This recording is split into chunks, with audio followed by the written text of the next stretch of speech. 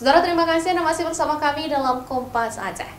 Memasuki libur panjang Natal dan Tahun Baru, PT Pertamina Aceh mensiagakan puluhan SPBU di wilayah Aceh untuk kebutuhan masyarakat yang akan bepergian.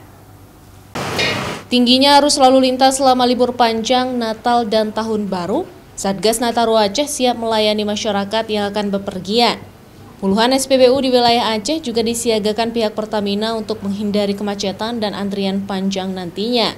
Selain bahan bakar minyak, penambahan kuota juga dilakukan untuk sektor gas LPG, di mana permintaan juga terus meningkat selama musim libur ini, baik untuk kebutuhan rumah tangga maupun industri seperti kafe dan rumah makan.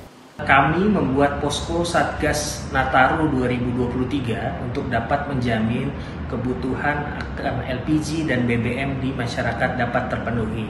Selain itu juga kami melakukan koordinasi kepada stakeholder kunci seperti pihak aparat kepolisian, Dishub maupun dari pihak perbankan untuk dapat menjamin pelaksanaan operasional di lapangan dapat berjalan dengan baik.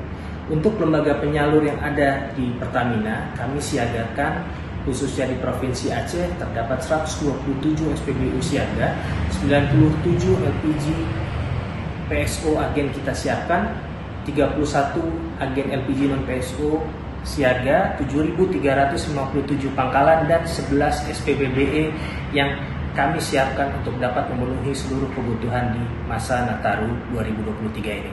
Selain itu, hingga akhir tahun Pertamina menjamin tidak adanya kelangkaan BBM di Aceh.